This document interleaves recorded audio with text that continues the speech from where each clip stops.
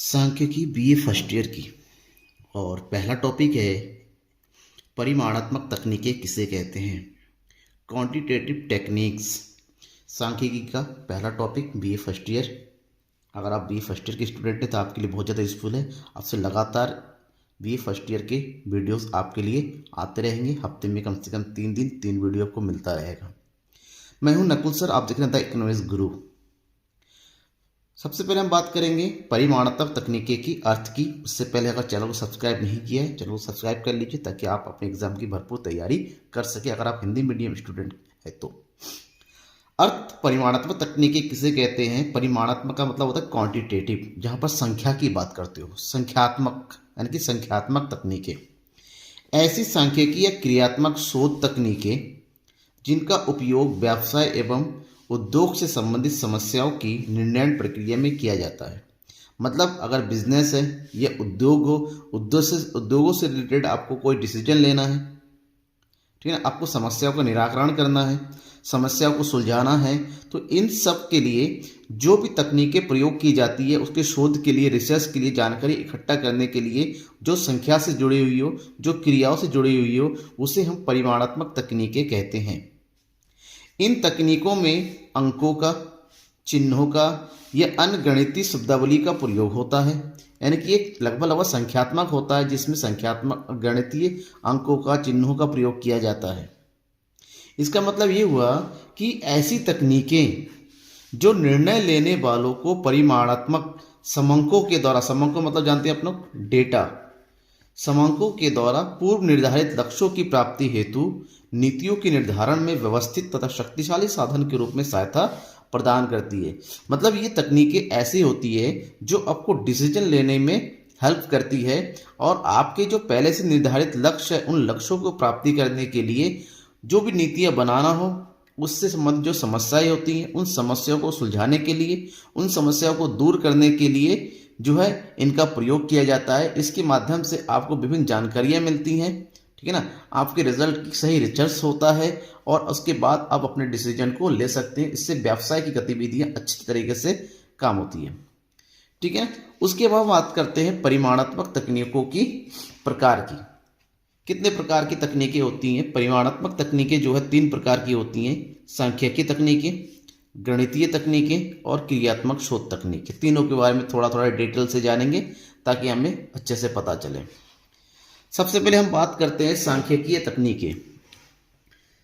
सांख्यिकी तकनीकें मतलब इन सांख्यिकी तकनीकों से हमारा आशय ये है कि ऐसी तकनीकों से है, इनका आशय कुछ ऐसी तकनीकों से है जो किसी तथ्य से संबंधित सांख्यिकीय अनुसंधान करने के लिए उपयोगी या उपयोग में लाई जाती हैं। मतलब सांख्यिकी अनुसंधान के, सांख्यिकी मतलब जानते हो ऐसा अनुसंधान जो डेटा से जुड़ा हो, डायरेक्ट के अंकों से जुड़ा हुआ हो, ऐसे अनुसंधान करने के लिए प्रयोग में लाई जाती हैं।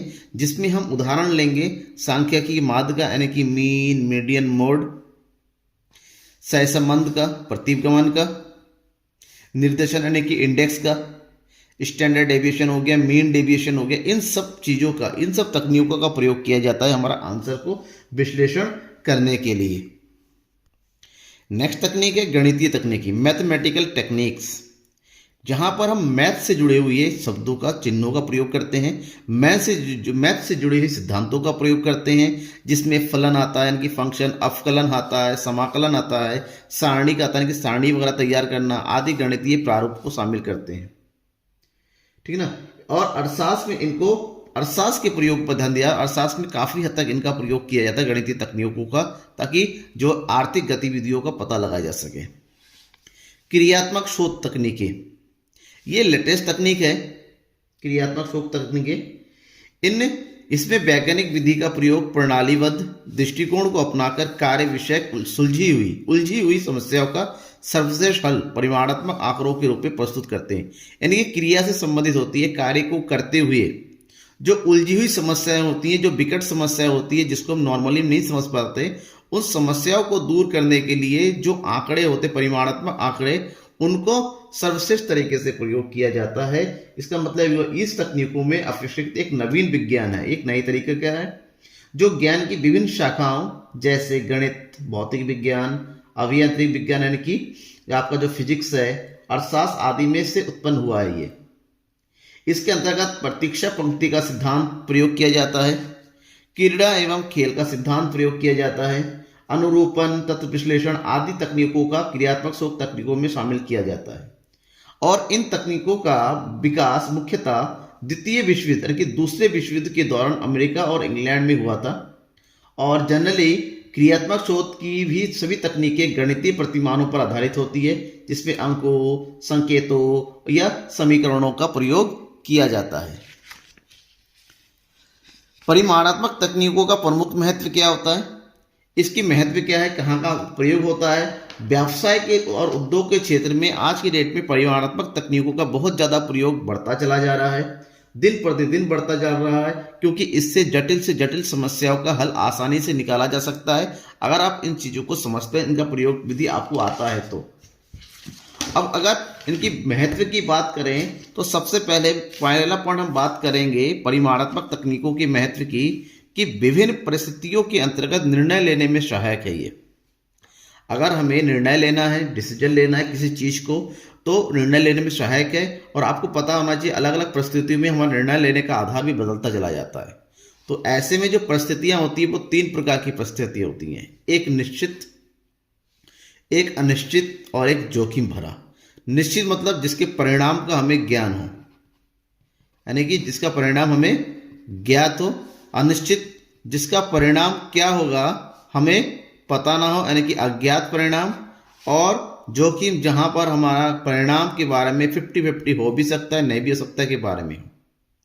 अब इन तीनों की चीज़ों के बारे में सही तरीके से विश्लेषण, सही तरीके से आंसर तभी पता हो सकता है हमारे पास जब हम विभिन्न तकनीकों का प्रयोग करेंगे और हमारे पास सही डेटा का विश्लेषण उपलब्ध होगा। वैज्ञानिक एवं तर्कसंगत निर्णय का आधार, अगर हम अवलोकन करते हैं अंतर्ज्ञान और अनुभव के आधार पर कोई भी निर्णयकर्ता वैज्ञानिक एवं तर्कसंगत निर्णय नहीं ले सकता है। इन समस्या को सुलझाने के लिए परिणात्मक सूचनाओं यानी कि डेटा की जरूरत पड़ती है, और डेटा का विश्लेषण करने के बाद ही हम वैज्ञानिक और तर्कसंगत निर्णय ले सकते हैं। अगला, अनुमान लगाने एवं भावी नियोजन में शगल। अगर हमें अनुमान लगाना है व्यवसाय से रिलेटेड, अपनी कंपनी से जुड़ी हुई, फैक्ट्री से जुड़ी, उत्पादन से जुड़ी हुई, हमें सबसे पहले उनके आंकड़ों की जरूरत पड़ती है। और उन आंकड़ों के अध्ययन करने के बाद, आंकड़ों का विश्लेषण करने के बाद ही हम भविष्य संबंधित अनुमान लगा सकते हैं या भविष्य संबंधित विभिन्न नियोजन को कर सकते हैं। विभिन्न व्यावसायिक समस्याओं को हल करना, अगर व्यवसाय में विभिन्न समस्याएं उत्पन्न हैं और ये समस्याएं जो है अंकों के माध्यम से है, लाभ से संबंधित है, ठीक है ना। इसके अलावा उत्पादन, विपणन, वित्त या अन्य किसी भी संबंधित समस्या है, उन समस्या को दूर करने के लिए इन तकनीकों का प्रयोग किया जाता है।